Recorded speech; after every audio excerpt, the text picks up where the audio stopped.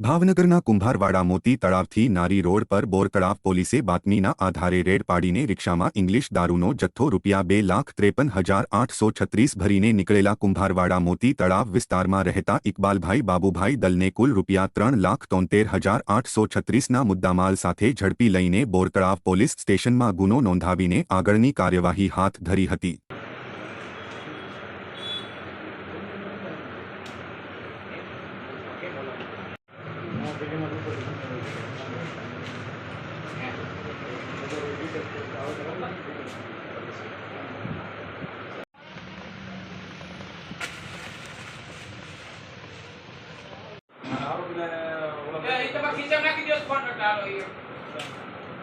તમે આમ જો બતાવીને ફોન કરો।